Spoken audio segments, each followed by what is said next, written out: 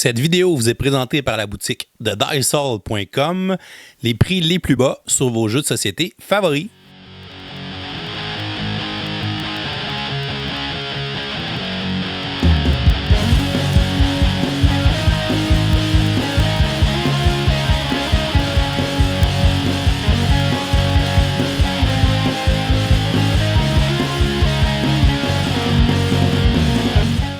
Bonjour chers amis joueurs, ici LP, bienvenue à ce nouvel épisode de Kickstarter sans Earn-Out dans lequel je te présente le jeu Bullet de Level 99 Games.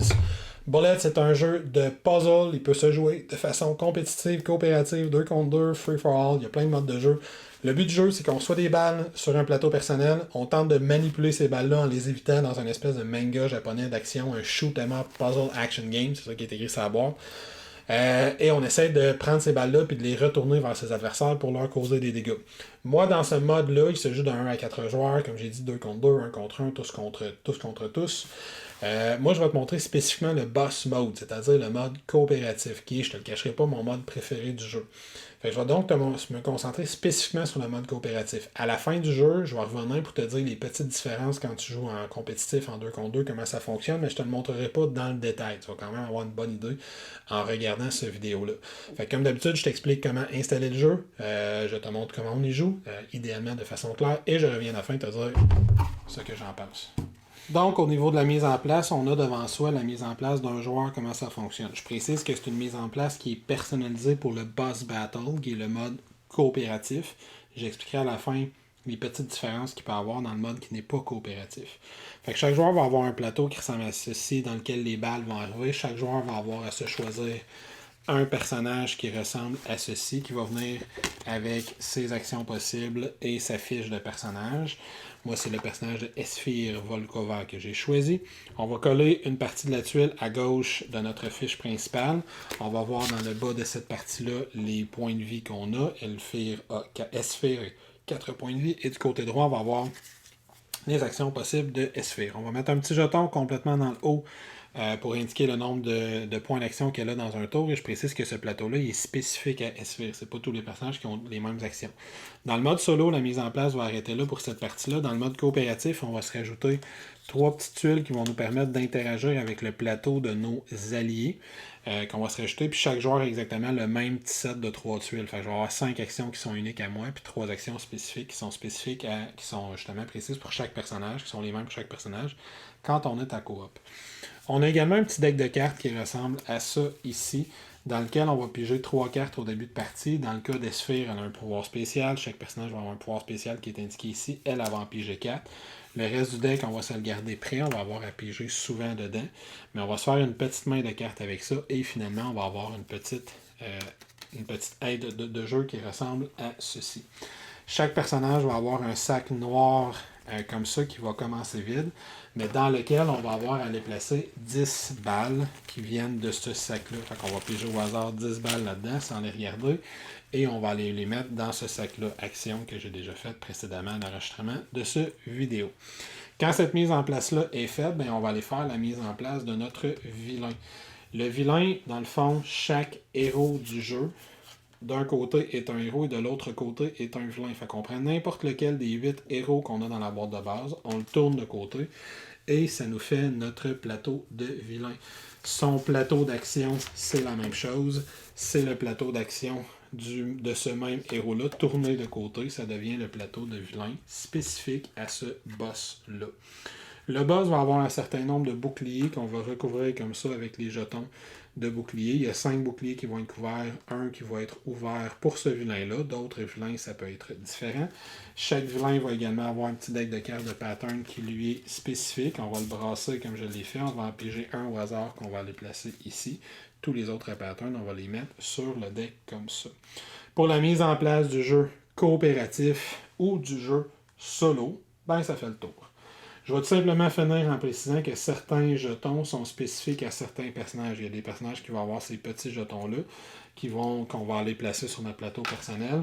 Et dans le mode compétitif, dans le mode coop, on n'utilise pas la petite piste d'intensité et on n'utilise pas les power-up non plus, si jamais il y en a qui connaissent le jeu. Donc pour gagner une partie de Bullet, ce qu'il faut réussir à faire, c'est d'enlever tous les boucliers au boss et survivre à ce tour-là. Fait qu'à chaque fois qu'on réussit à lui enlever un bouclier, il y a un effet quelconque qui se passe. Vous voyez qu'il y a du texte qui est écrit. Quand on enlève le dernier bouclier, si on survit à ce tour de jeu-là, on l'emporte. Et comment on fait pour perdre? C'est au fur et à mesure que la partie va avancer, on va subir des dégâts. Si des balles se rentrent dans la dernière ligne, complètement dans le bas de notre fiche, fait que s'il y a une balle qui arrive ici, on expliquera tantôt comment ça peut se passer, mais cette balle-là, je vais l'amener ici, puis elle va devenir un point de dégâts. Si à un certain moment, toutes les cases de ma fiche sont recouvertes de dégâts, je suis éliminé. Les autres joueurs peuvent quand même gagner sans moi, mais si tous les joueurs sont éliminés en même temps, pour des raisons évidentes, la partie se termine dans une défaite amère, cruelle et décevante. Maintenant, comment se joue un tour à Bullet? C'est très simple. Première chose qu'on va faire, c'est qu'on va prendre une phase d'action dans le mode coopératif et le mode solo. La phase d'action, elle est simultanée. Dans le mode solo, c'est un peu évident. Mais dans le mode coopératif, le mode solo est simultané. Fait que les joueurs vont prendre leurs actions. Ensuite, on va faire un end phase en sautant certaines étapes parce qu'on est dans le mode solo.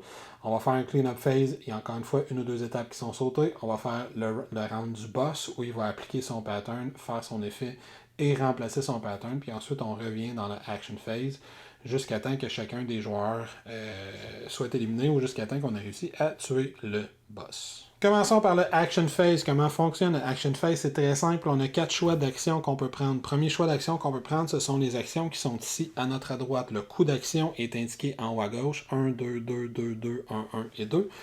Et c'est écrit sur la case qu'est-ce que ces actions-là font. Dans 98% des cas, les actions vont manipuler les balles qui vont être dans notre réseau de balles qu'on reçoit. Certaines actions vont nous permettre de piger des cartes. Par exemple, ici, ça me dit bouge une balle vers le haut d'une case. Ça me coûte 2 points d'action. Tandis que lui me dit bouge une balle vers le bas, mais en allant jusqu'à la dernière case, jusqu'à temps qu'elle soit bloquée d'un nombre de cases que je veux. Ça coûte également 2 actions. On voit ici que pour une action, je peux tasser une balle à gauche, en bas ou à droite. La deuxième chose, fait que ça me coûte le nombre de points d'action qui est là. La deuxième chose que je peux faire, c'est jouer mes patterns. Fait que quand je joue mes patterns, on va avoir des petits symboles comme ça. Les cercles indiquent des endroits où il doit y avoir des balles. Les cercles pointillés, je ne sais pas si je vais en trouver, indiquent des endroits où il ne doit pas y avoir de balles. Parfois, il y a un chiffre à l'intérieur de la balle. Ça veut dire que ça me prend spécifiquement une balle numéro 3 à cet endroit-là, encadré d'endroits qui sont vides. Et si j'ai réussi à faire ça, je vais pouvoir éliminer les 3 balles qui sont à cet endroit-là. Fait que les patterns, dans le fond, ça ne coûte pas pour un point d'action les jouer. Ici, on me dit si j'ai une balle, puis juste en dessous de cette balle-là, j'ai une balle rouge, peu importe sa valeur, je peux éliminer les 3 balles qui sont à droite. Si j'ai 2 balles qui ont une case de distance qui ont la même valeur, fait qu'un 3 et un 3, peu importe leur couleur, je peux éliminer 3 balles qui seraient ici, ainsi de suite. Si j'ai un pattern que j'ai réussi à réaliser, je fais juste le dire. Je défausse la carte que je joue. Je peux faire chaque pattern une fois. Et toutes les balles qui sont dans les symboles d'explosion que j'ai réussi à faire, je vais les envoyer dans l'incoming du boss. La troisième chose que je peux faire, c'est de piger mes balles. Et je n'ai pas le droit de mettre fin à mon tour tant qu'il reste des balles dans mon sac. Et ça, on peut les piger une par une et s'interrompre avec les 2 affaires que je viens de faire. Quand on pige des balles, la façon que ça fonctionne, c'est par exemple, si je dis je pige un 2 jaune, je vais aller le placer dans la case jaune, puis comme c'est le chiffre 2, je vais le mettre sur la deuxième case. Je vais dire, tiens, comme prochaine action, je vais encore piger une balle. Cette fois-ci, je pige un 3 rouge. Fait qu'ici, je le mets dans la troisième case rouge. Si à un moment donné, je pige une balle, ici un 2 bleu, dans une case où il y a déjà une balle, ici 2 rouges, je vais aller juste ici. Je vais essayer de vous faire un exemple clair. Un rouge, évidemment. Ça serait un bon début de game. Je continue ma pige, un jaune. Je vais finir par faire mon exemple. Un rouge. Mais là, on voit que je ne peux pas le placer, fait qu'il va aller dans la première case qui est libre. Si j'avais pigé 2 rouges, il aurait été là. Si j'avais pigé 3 rouges, il aurait été là. Si j'avais pigé 4 rouges, il serait devenu un point de dégâts. Dans mon cas, il s'en va juste ici. Fait que là, je commencerais peut-être à trouver que mon rouge, il est risqué un petit peu. Si je pige un 3 rouge, là, je vais subir un point de dégâts. Je pourrais décider de commencer à utiliser mes affaires. Regardons qu'est-ce que je pourrais essayer de faire avec mes patterns. Tiens, ici, on me dit si j'ai une balle avec du rouge en dessous, je peux éliminer 3 balles à côté. Une balle avec du rouge en dessous, j'en ai plein. Fait que disons que je voudrais le faire avec elle. Une balle avec un rouge en dessous. Pour un point d'action, je peux tasser une balle. Un point d'action, je vais tasser elle juste ici. Ça m'a pris un point d'action. Je le refais une deuxième fois. Je vais tasser elle ici. Puis disons que je vais faire ça juste ici. Je vais le tasser encore une fois. Je vais le descendre comme ça, puis je vais le descendre comme ça, toujours en utilisant cette action-là. Fait qu'on voit que maintenant, je peux faire ce pattern-là. J'ai une balle avec un rouge ici. Je vais éliminer les 3 balles qui sont à côté. Je prends ces 3 balles-là. Je vais envoyer ça dans l'incoming du boss. Ce pattern-là, il a été fait. Mais là, il va falloir que je continue à piger des affaires. Peut-être que je vais prendre un autre point d'action juste pour tasser celui-là au cas où. Au cas où je pige encore du rouge. Fait que ici, je pige un 2 rose. Je pige finalement un 1 rouge. Et je pige pour terminer un 1 vert. Fait que là, est-ce que je pourrais faire autre chose avec mes patterns? Il me reste juste un point d'action. Malheureusement, je ne peux plus faire grand-chose. Mais disons que, pour mon exemple, il me reste 2 points d'action. Une autre chose que je pourrais faire, ben tiens, je pourrais prendre mes 2 points d'action pour tasser lui juste ici. Maintenant, je peux faire ce pattern-là. J'ai 2 balles qui sont égales ici et ici. Ça me permet d'éliminer les 3 balles qui sont juste en dessous. Fait que j'élimine ces 2 balles-là. Je défausse ma carte parce que je l'ai jouée. Sur l'une des balles, il y a une étoile. Fait que je vais activer l'étoile de ma fiche. Elle me dit regagne un point d'action. Puis là, peut-être qu'avec mon dernier point d'action, je vais essayer de faire je ne sais trop quoi pour me placer pour le tour suivant. Qu'un tour de jeu, ça va ressembler à ceci. On peut faire ces actions-là dans l'ordre de son choix. Utiliser les actions qui sont ici, piger des jetons, utiliser ces cartes de pattern. Il y a même une action qui me coûte 2 points d'action qui me permettrait de repiger un nouveau pattern pour essayer de le résoudre et essayer éventuellement d'éliminer des balles. Et on décide quand on met fin à notre tour de jeu. La seule chose qu'il faut respecter, c'est qu'on n'a pas le droit de mettre fin à notre tour de jeu s'il nous reste des balles dans notre sac. Tant qu'il y a des balles dans notre sac, on est obligé au moins de piger toutes les balles pour être capable de mettre fin à notre tour de jeu. Puis quand on a décidé qu'on met fin à notre tour de jeu, on rentre justement dans le end phase et dans le clean-up phase. Fait que end phase, clean-up phase, c'est assez facile. On va piger pour avoir notre nombre de bonnes cartes en main. Fait que dans mon cas, il m'en restait 2, je vais en piger 2 autres parce que j'ai droit à une main de cartes de 4. Ensuite, je vais regarder le nombre de points qui sont juste ici. Le chiffre qui est là, c'est écrit 12. Ça, c'est le nombre de balles que je vais avoir à repiger dans le sac blanc pour mettre à l'intérieur de mon sac noir pour le tour suivant. Fait que je vais en mettre 12. On va dire que j'en ai mis 12. Je l'ai recompté comme il faut. Quand ça c'est fait, on va remonter notre nombre de points d'action jusqu'à 7. Il n'y a pas de phase de power-up ou d'intensité dans le mode coopératif. Puis ensuite, quand on a fait cette petite maintenance-là, on va rentrer dans le boss phase. Dans le boss phase, la première chose qui se passe, c'est que le boss, il va activer son pattern. Activer son pattern, ça veut dire que je regarde si moi j'ai réussi à créer ce pattern-là dans ma phase de jeu à moi. Là, évidemment, on le voit, je n'ai pas 5 jetons bleus en ligne. Comme je ne l'ai pas, ben, je vais appliquer l'effet qui est ici sur la carte. Ça me dit flip chacun de tes jetons bleus face down. Fait que ça, ce que ça veut dire, c'est que s'il m'était resté des jetons bleus, disons que je n'aurais pas réussi à installer, à sortir celui-là de mon plateau, ben, je l'aurais flippé à cause de ce pattern-là. Le pattern va être ensuite défaussé. Et ce personnage-là a le pouvoir que les jetons face down n'ont pas de valeur, pas de couleur. Fait que ça, c'est quand même une balle que je peux manipuler pour faire d'autres choses, mais on l'a vu tantôt, ça me prenait des fois une balle rouge, une balle jaune, une balle bleue, 2 balles qui ont le même chiffre. Fait que celui-là, il compterait plus pour rien, mais il compterait quand même pour une balle normale. Heureusement, j'ai réussi à le sortir. Fait que son pattern, il me fait pas grand-chose. Ensuite, je vais regarder si j'ai brisé des boucliers. Ça, c'est le nombre de balles que j'ai envoyé dans le tour de jeu. Je lui en ai envoyé exactement 5. On voit ici qu'à 1 joueur, ça me prend 5 pour lui faire un dégât. À 2 joueurs, ça me prendrait 10. À 3 joueurs, ça prendrait 15. J'ai donc réussi à lui briser un bouclier. Fait que je vais prendre les 5 jetons que je lui ai fait. Je vais les renvoyer dans le sac principal, comme ça ici, et je vais lui briser un premier bouclier. Lui, il y a toujours un effet qui se déclenche. Lui, il me dit les bullets qui sont face down te frappent. Fait que si j'avais laissé mon jeton bleu face down ici, il serait devenu un point de dégâts. Malheureusement, je n'ai aucun bouclier face down. Quand c'est fait, ben, on va repiger, comme je l'ai dit, si on l'a déjà fait, on va aller placer nos 12 jetons juste ici. Ça se peut que le chiffre change au fur et à mesure que la partie va avancer, elle va m'en lancer de plus en plus. Et à la fin du tour du boss, ça va piger une nouvelle carte de pattern pour le tour suivant. Fait que pour le tour suivant, je vais essayer d'aller placer 3 jetons jaunes en diagonale. Sinon, tous les jetons jaunes vont se retourner face down. Faisons un deuxième round pour l'exemple. Fait que donc, dans mon deuxième round, je vais commencer à piger mes jetons. Fait qu'on voit, j'en pige un. J'ai un rose juste ici. Je vais continuer. J'ai étalé mes 4 patterns que j'ai là. Je continue un 2 rose, donc ça va aller juste comme ça ici. Qu'est-ce que j'ai ici? J'ai un 1 vert. Il va aller juste ici. J'ai plus ou moins d'options pour l'instant. Un 2 bleu va aller juste comme ça ici. J'ai peut-être quelque chose qui se dessine. Un 4 rouge, il va aller juste ici. Disons que je pige un 1 bleu comme ça. Je dois bien avoir de quoi. Tiens, j'ai lui que je peux faire. Fait qu'ici, on va faire ce pattern-là. Ça me dit si j'ai 3 balles qui sont placées en diagonale comme ça ici, comme mon 2, mon 1 puis mon 2, je peux éliminer les 3 balles qui sont dans l'autre diagonale. Fait que je vais éliminer les 3 balles qui sont juste ici, que j'envoie dans l'incoming du boss. Ce pattern-là, il est fait. J'ai toujours pas utilisé d'action. J'en suis relativement satisfait.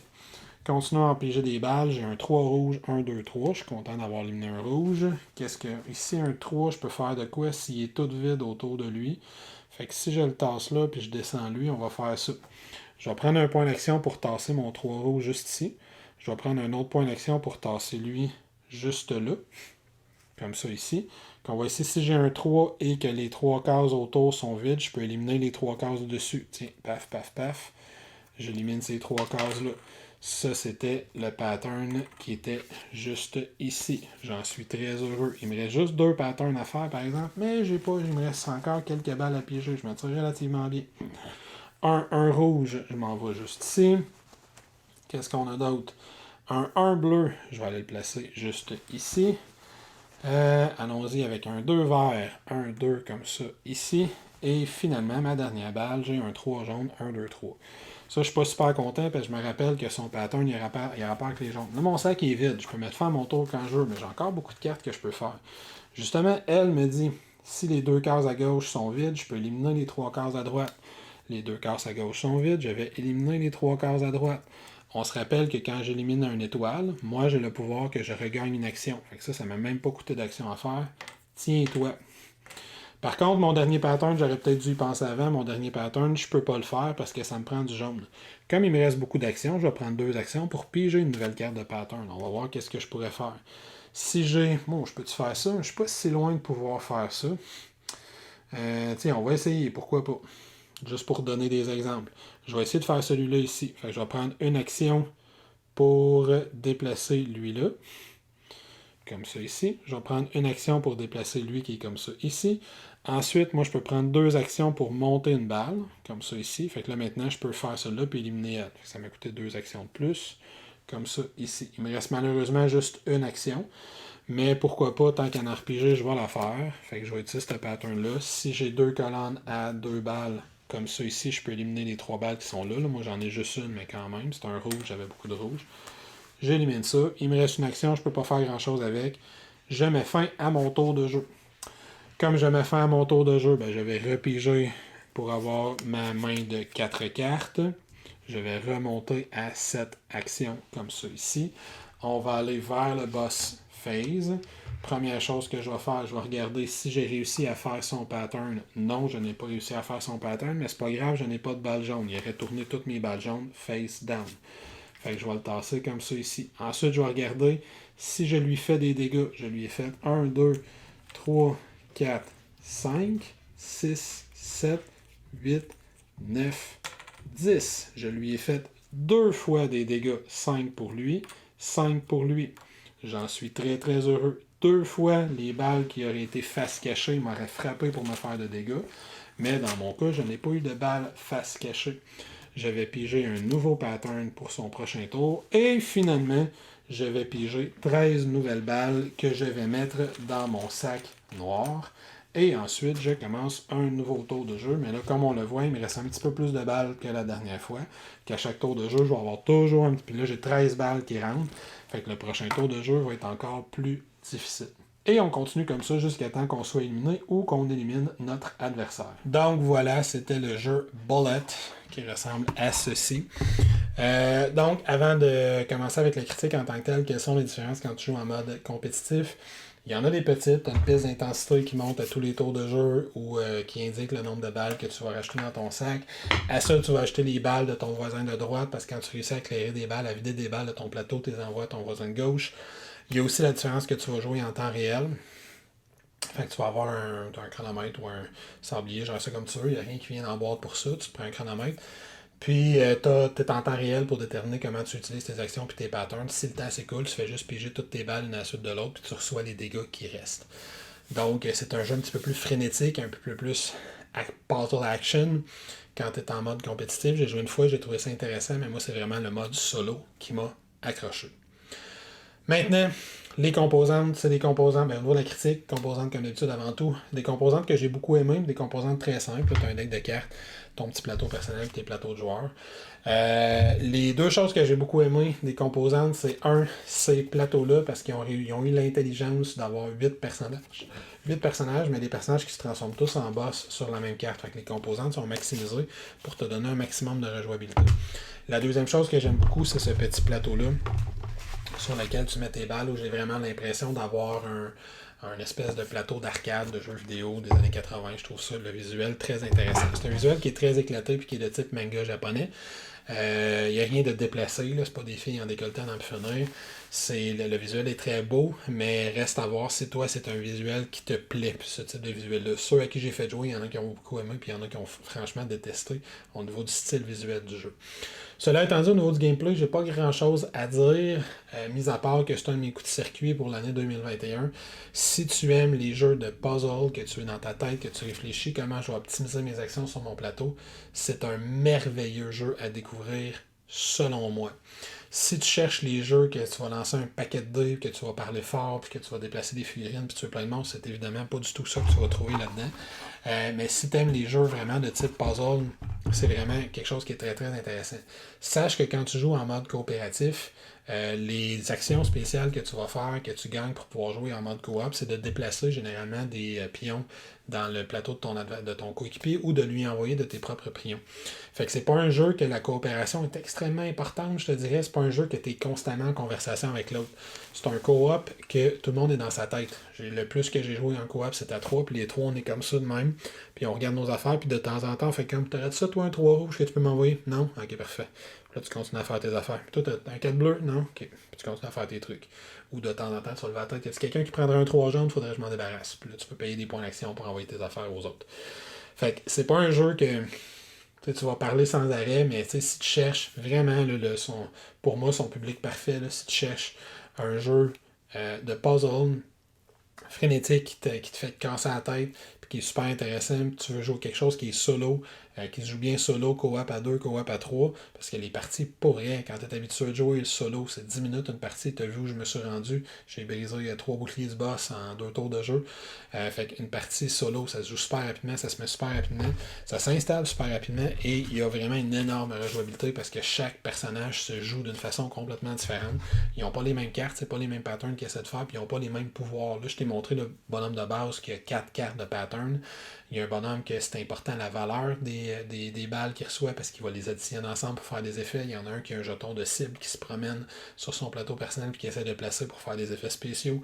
Il y en a une que c'est avec juste les couleurs que c'est important. Il y en a un autre qui manipule les pions en les déplaçant de côté puis en les sortant autant par en haut que par en bas que sur ses côtés pour faire des dégâts au boss.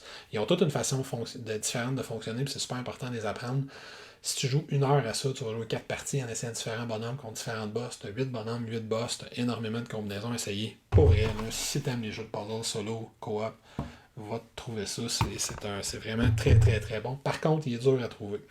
La compagnie Level 99 Games est en train de faire des reprints, des réimpressions. Tu peux précommander présentement la boîte de base, une deuxième boîte de base différente, puis une extension avec les jetons de luxe que j'ai commandé sur leur site. Par contre, le shipping est extrêmement cher si tu n'as pas d'adresse pour faire livrer à l'étranger.